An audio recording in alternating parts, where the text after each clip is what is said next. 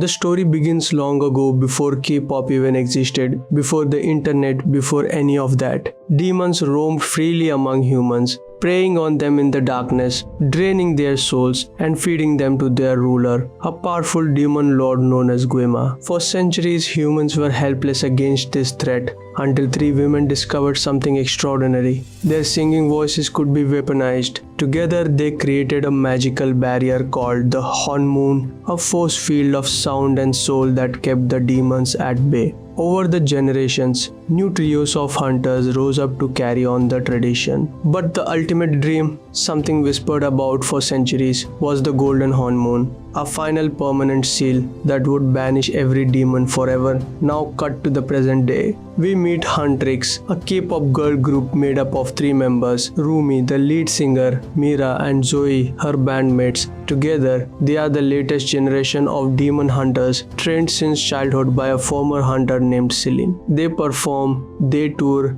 they have fans, but underneath all of it, they carry a secret war on their shoulders. And RUMI carries a bigger secret than anyone knows. She is half demon. Only two people in the world are aware of this: RUMI herself and Celine, the woman who raised her. As we meet RUMI, we notice something troubling. Dark, swirling demonic patterns are slowly creeping across her skin, and they are spreading. RUMI is terrified, not just of what she is becoming, but of what her bandmates would think if they ever found out. So she does what she always does. She pushes forward. She convinces Huntrix to accelerate the release of their new single, a song called Golden, and to perform it live as soon as possible. Her reasoning: if they can pull off the perfect performance of Golden, it might be powerful enough to transform the Honmoon into the Golden Honmoon, the permanent seal which, if her theory is right, would erase her patterns entirely. Her secret would die before anyone ever discovered it. But there is a problem.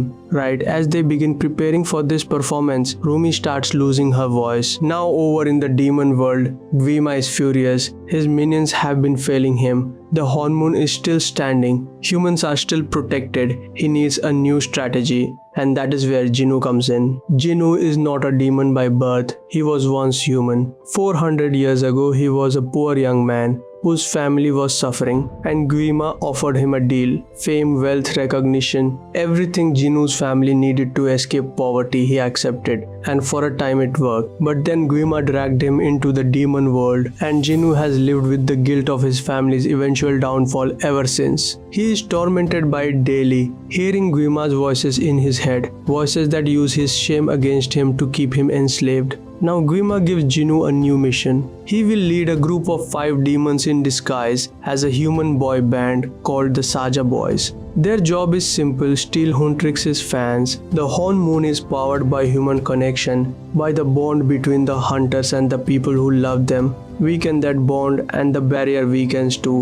In exchange for completing this mission, Guima promises Jinwoo what he wants most in the world: to have his painful human memories erased forever. The Saja Boys debut with a song called Soda Pop. It goes viral almost immediately. The fanbase starts shifting, but Huntrix is watching. They identify the demonic signatures almost right away, and they confront the Saja Boys in a full-on supernatural brawl. During the fight, something unexpected happens. Jinwoo gets close enough to RUMI to notice her patterns, the demonic markings spreading across her skin. He recognizes them instantly for what they are, but instead of using that information against her, he hides it from the others. Later, the two of them meet privately. Jinwoo tells her something she has never been told before: that the shame she feels about her demon heritage, Guima feeds on that. The voices that torment demons, the ones that keep them enslaved, they work through shame. They grow louder the more you hate what you are. He knows this firsthand. He shares his story with her: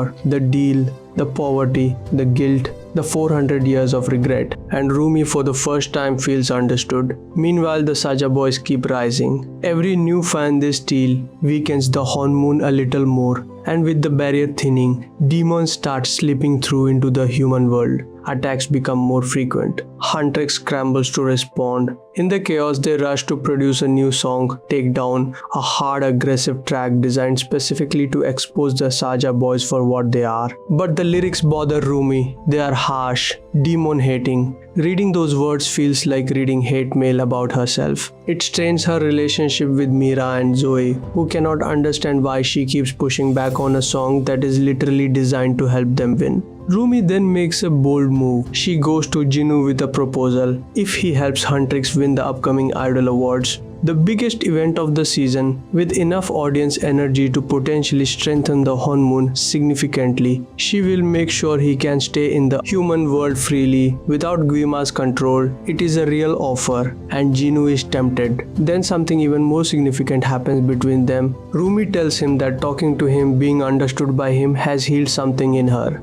Her voice is coming back, and Jinu tells her that the voices, Guima's tormenting voices in his head, have gone quiet thanks to her. They agree to the plan. Jinu will sabotage the Saja boys from the inside, but Guima is always watching. He summons Jinu and reminds him of the full truth, that Jinu did not just accept wealth for his family. He abandoned them for a life of comfort. He chose himself, and Guima promises that if Jinu breaks their deal, those voices will come back louder than ever before. Now comes the Idol Awards, the biggest night of the year. Huntrix takes the stage ready to perform Golden, having made the decision together to shelve Take Down. The contention it caused between them was not worth it. They chose unity, but Jinu has betrayed them. He has sent impostor demons to lure Mira and Zoe away from Rumi backstage, while two other demons take their places on stage. And these imposters do not perform Golden. They perform Take Down, and at the climax of the song, in front of the entire audience, they pull back Rumi's clothing and reveal the demonic patterns crawling across her skin. The crowd sees everything. Rumi flees the stage in panic and runs straight into the real Mira and Zoe, who have just figured out what happened, and now they know Rumi is half demon. She has been hiding it from them for years. They feel completely betrayed, not just by the secret, but by the fact that she was working with Jinu behind their backs. Rumi confronts Jinu. He confesses he lied about his past. He did not just sacrifice for his family, he abandoned them, and he chose Guima's deal anyway.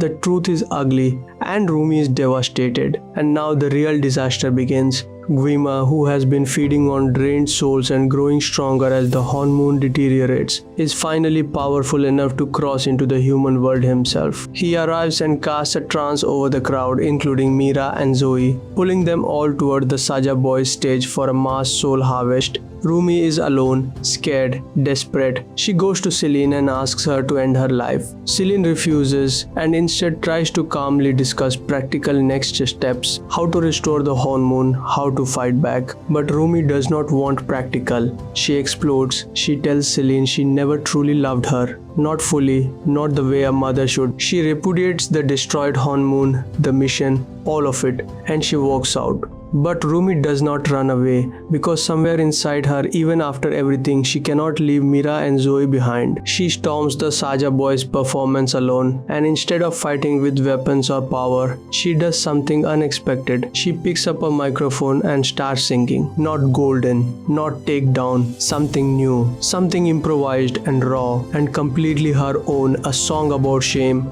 about self-acceptance, about what it means to be something the world does not know how to categorize. The music breaks through Guima's trance like sunlight through fog. Mira and Zoe come back to themselves, and Huntrix reunites. The three of them fight back together, driving the demons off and freeing the crowd one by one. And in the chaos, Jinu makes his choice. Guima lunges at Rumi, and Jinu throws himself in the way. He takes the full force of the attack, a sacrifice that restores his soul, which flows directly into Rumi, empowering her. The three members of Huntrix channel everything they have, and together they defeat Guima, scatter the remaining Saja boys, and reseal the demons behind a brand new Honmoon. Jinu is gone. but he chose in the end to be human again. In the aftermath, something has shifted for Rumi. She is no longer covering the patterns. She is not hiding her arms or her skin or her history. She celebrates with Mira and Zoe at a bathhouse, laughing and crying at the same time. The kind of tears that only come after something long and heavy has finally been set down. Afterward, they go outside together to meet their fans. No armor, no disguise, just themselves, and that is where the film leaves them, because in the end, K-pop Demon Hunters is not really about demons at all. It is about shame, about the voice in your head that tells you that what you are is unacceptable, and the extraordinary things that become possible when you finally stop listening to it. So what did you think? Drop it in the comments below. If you like this recap, hit like and subscribe. More movie explains dropping every week. I'll see you next time.